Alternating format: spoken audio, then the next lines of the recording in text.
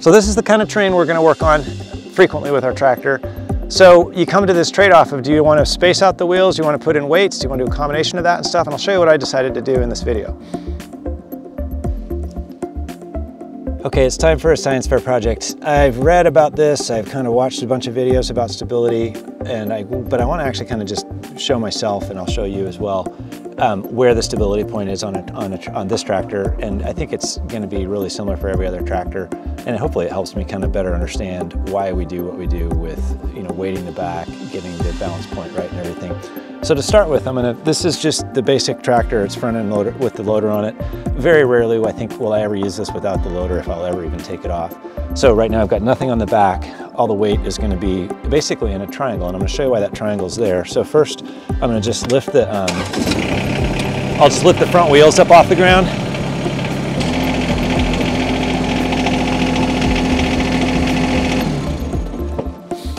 So I did look at a website that was really instructive, and it was very math oriented with a bunch of spreadsheets and stuff. But you've got a balance point on your tractor.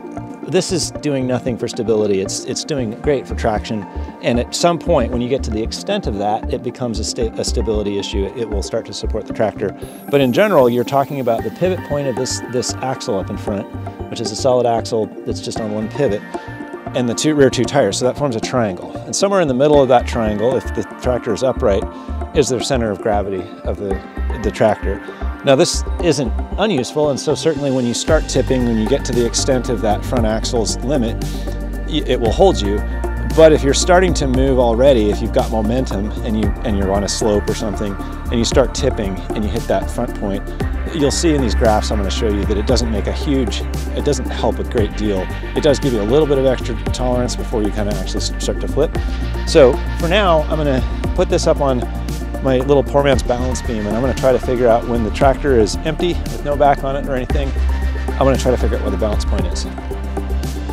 So I'm not actually sure how well this is going to work, but my basic idea is I want to drive it up on these two big 4x6s, and I should be able to find a point at which it balances, and that is going to be that when I get to the point that I get the tractor to balance on this, that means I'm at the center, right above this point is the center of gravity. Now that's 3.5 inches wide, so it's not a super precise thing, but I just want to get to some relative point, and what I want to do is I want to compare that as it is now with when I add wheel weights, and then when I put an implement on the back of the tractor. And I think we're going to see a pretty significant difference between those. So I want to see where that center of gravity shifts within that triangle of stability as I add various things to the tractor.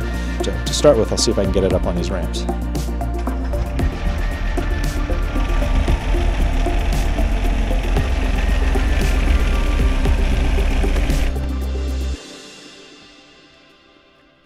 All right, so part one of the science fair experiment seemed to work. I was able, my weight as I was sitting there obviously made a difference, but I've got this very, very close to balancing.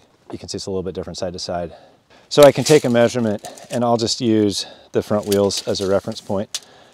And I will measure, so I am to the center of the board, I've got about 32 inches on this side, and I'll check the other side to see if it's the same. Yeah, and I've got about 32 inches on that side too. So that's kind of my balance point. That puts the center of gravity right underneath kind of the steering column, if you want to look at that. And that's with nothing attached to the tractor. And we'll measure it first with just the backhoe on there. The backhoe weighs about 1,000 pounds, and it sits in fairly close to the back. It makes a big difference how far that sits off the back of the tractor, just because it's a bigger lever. So it's 1,000 pounds, I'll add 1,000 pounds, and it's going to shift the center of gravity way back. It's also kind of tall, so the center of gravity is fairly high with a tractor versus, say, a flail that sits out and low, or a box scraper or a box blade or something else. But anyway, I'll put the backhoe back on and make a judgment here about what it is with no spacers, no weights, but just the backhoe on there, and we'll see how much it shifts it back.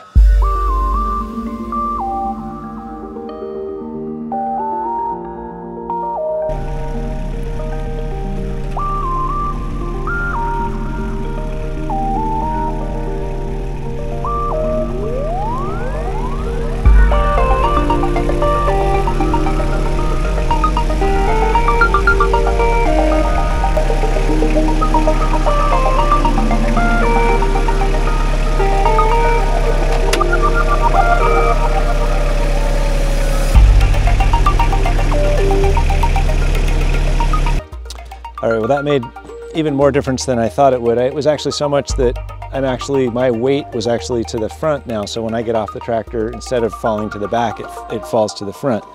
So we've got it balanced, or very close to being balanced now with where it's at.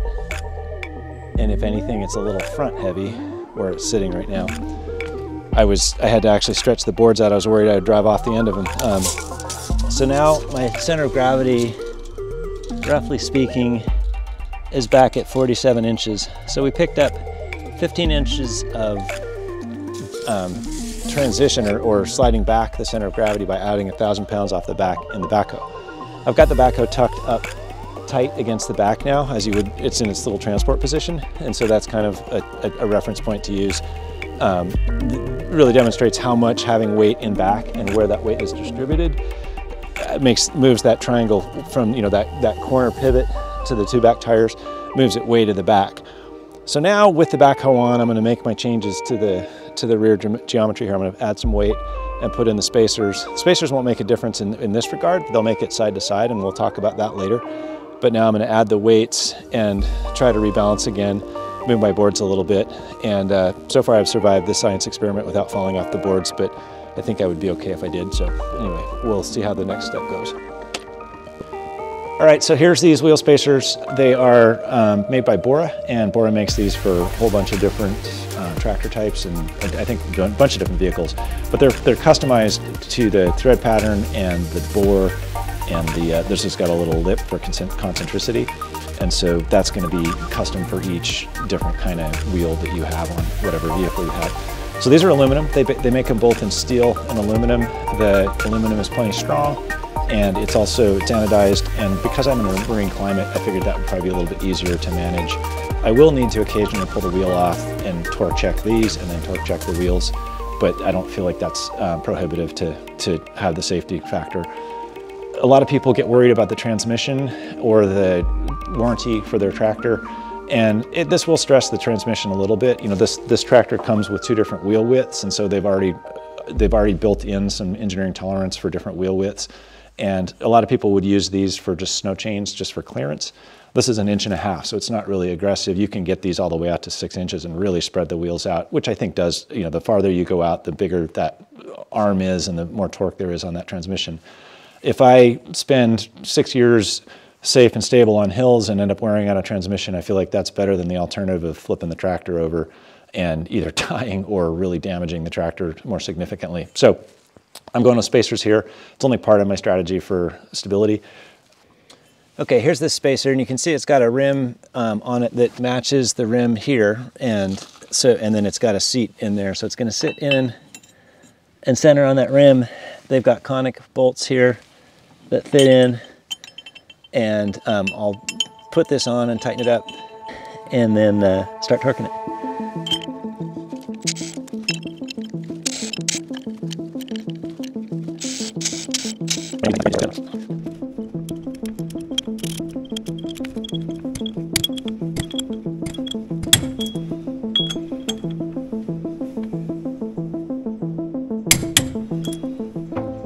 All right, so I've not done these wheel weights before, but they came with this super long bolt. So the way this is meant to work is there's some carriage bolts, there's some through holes here, and then I would have weights poking way out. I've got 3 sets. I got a set of 3 for each wheel of these weights. Each is about 70 pounds, so that would mean I'd have 210 pounds on this side, 210 pounds on that side if I wanted to go fully load it. I'm going to try just one weight now. It'll stay tucked inside the rim.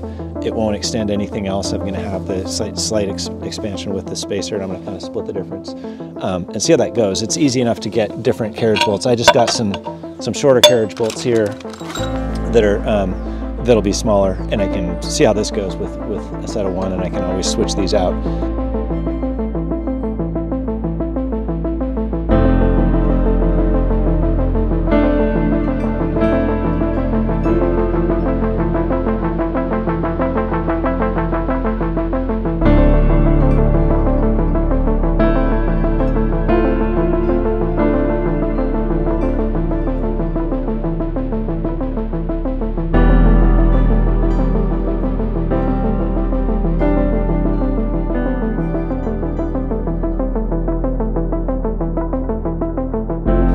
right, so I got one side done.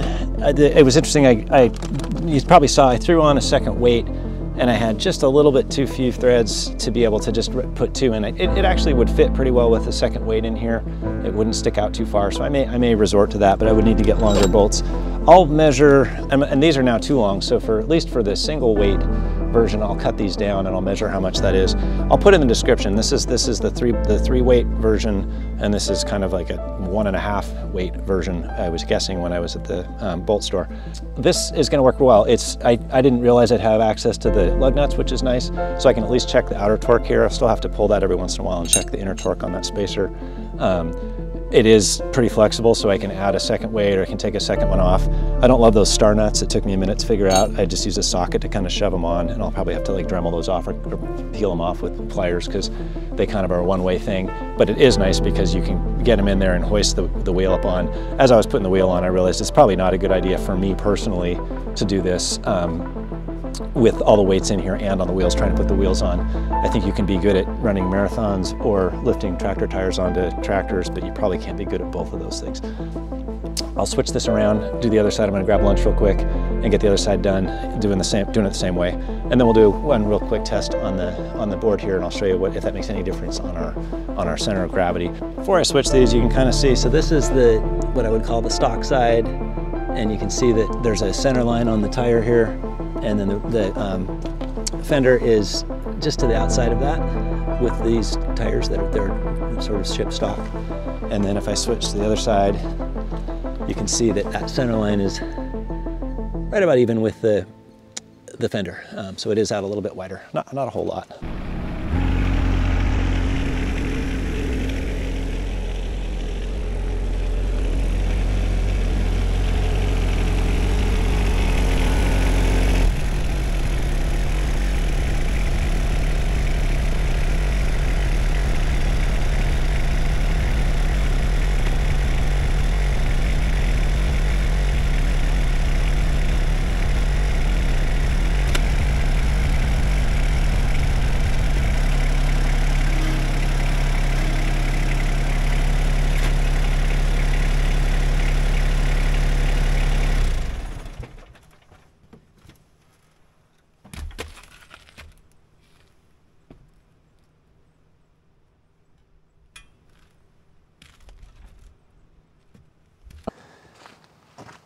All right, so I got the wheel weights on, third time or another time on the balance here. I've got it really is not super precise, but it gives you some idea. As you saw, it'll sort of tip one way or the other now because I'm pretty close to the fulcrum. And this is again with the wheel weights in back, and so like if I get on the back here, I can pretty much tip it up. It's pretty close to being balanced. Right now, we're sitting at about 48 on this side. I'll check the other side real quick. About 49. So we probably gained another inch going back. It's quite a bit more than what we started with. Remember, we started at 32. So it does lead me to believe that, you know, the farther you get back, we're really close to the point of the axle now. And so, you know, you can't get it much farther or else the tractor will just tip backwards.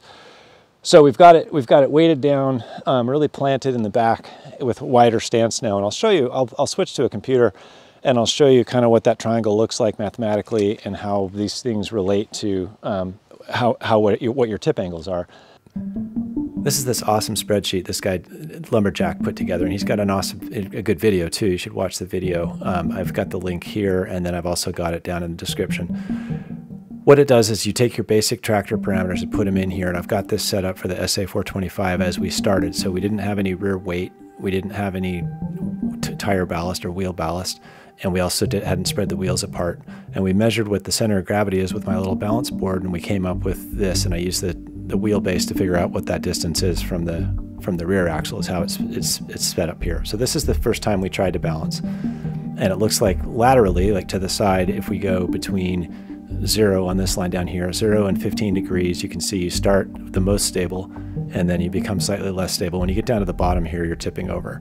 And so it becomes slightly less stable up through 15 degrees. We get down to about 22 degrees, and that's where the back wheel is going to start to lift.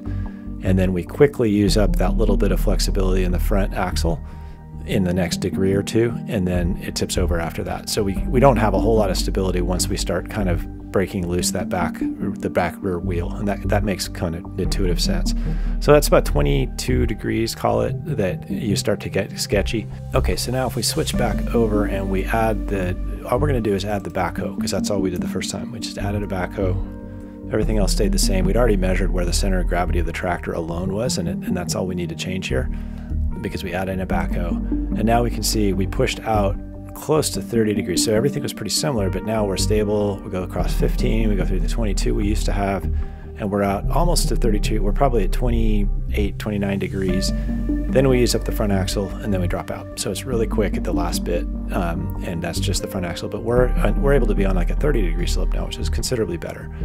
Now I'm going to go add in the wheel weight, which was per tire was about, we'll call it 75 pounds. And then we increased our track width to 43, which with the wheel spacers. And if we go look at what that does, that pushed us out to past 30 to closer to 30, 32, 33 degrees. That's getting pretty steep. So you can see how the backhoe and having weight in the back, like a ballast essentially off the back of your tractor, makes the most difference. And then adding in the weight, I didn't add a lot of wheel weight, so if we added more weight, we could see what the impact of that was. And then the wheel spacing also helped. So those changes all combined, keeping an implement on the back, keeping the tractor's width a little bit wider with the wheel spacers, and then adding weight to the wheels is all going to, nets out, almost doubling the stability or the angle at which you can stay on the tractor without flipping it over. I found this really useful. Okay, I sat down to edit this video, and there's a couple things I felt like were a little bit maybe unclear. One of them is where that triangle that forms the stability position for the center of gravity is in the tractor. And the second part is how that front axle doesn't contribute much, even though it does twist and flex a little bit. So I built a little model. This is a little bit arts and crafts. I built a model, put together sort of roughly what we were working with before. And I'm going to just try to balance this thing out with no implement on the back. And it's similar to the way we did it on a couple boards out at the coast. And I've got my little virtual engine mass here, which is kind of the bulk of the tractor, and the transmission. So there, now it's balanced. And I've got a little gravity pointer that I can slide back and forth. That's just a nail hanging from a string. And right now it's sitting right on top of the center of gravity. So I'm going to show you how the triangle, which is underneath here, this is this red string showing you the triangle, as long as that center of gravity is sitting kind of inside that triangle, the tractor will be stable. As soon as it starts to walk outside of that triangle, the tractor becomes unstable and it tends to flip over. So I will set this aside, and you can see I've got a front axle with a little bit of a stop on it that behaves the same way as the real tractor does. And I will get this set up, and I'll tilt it. I'll show you how it fails. I'll do it first this way without the backhoe, and then I'll add the backhoe and see if we get a better angle. And I can show these in slow motion side by side so you can get a better sense of what that front axle does when it twists. But now I've got this, I'll start twisting it, and you can see my pointer, which is sort of pointing where gravity is, roughly speaking, from that center of that mass. So I'm going to go, it's starting to walk outside the triangle now, so it's going to get unstable. And I will hold my hand here. And it's about to let go. There it goes. So now it tipped over there. So now I'm going to add the mass back on my virtual backhoe. I'll add that back on. So it's just some more weight that sits out back. That should shift the center of gravity back, just as it does on the real tractor. And then I need to find my new balance position.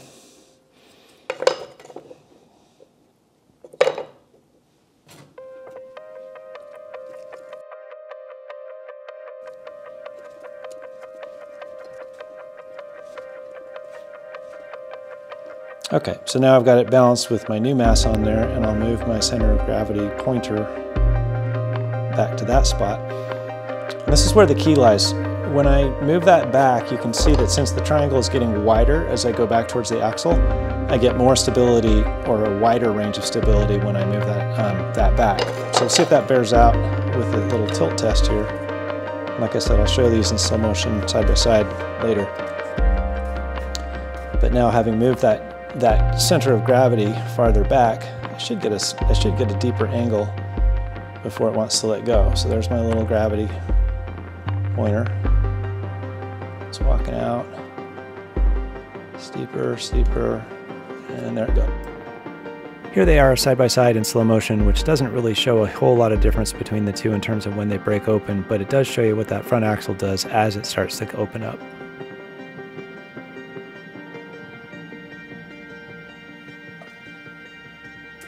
So it's a simple model, but hopefully it helped describe it a little bit better. Okay, well I'm going to put this away, the balance beam, and then I'll head down the hill and show you one of the places I've been working, give you an idea of the kind of terrain that I'm hoping to be able to accommodate really well. And what I'm learning is, you know, the first line of defense is stay pointed straight up and down the hill. That's the most important thing. And doing that, I felt very stable when I was doing stuff, even on a hill I'm going to show you that's really steep. Second is if you're ever using just your rear implement, fill the front bucket with gravel and keep it really low. And that just helps. I had a flail off the back and a gravel bucket up in front and a pretty small lightweight tractor in the middle, but it was pivoting on the back wheel. And I had no problem going up really kind of probably irresponsibly steep hills and keeping, you know, my nose down, backing up with the flail, dropping the flail and being able to groom that hill. That will be easier as I can better see now and I'm becoming familiar with the hill, but having these weights in the back and spreading those wheels is going to make a big difference as well. So the other day when I was using the flail mower, I was backing up into here and getting my tail up into this area. And it was surprising how actually stable the tractor felt. But this is kind of the type of terrain that we've got all over on this property, and we're not going to try to drive the tractor everywhere by any means because it's just too dense. But in the places that we can really make good ground with this flail and some of the other tools we have to help kind of mitigate this and get some stuff reforested.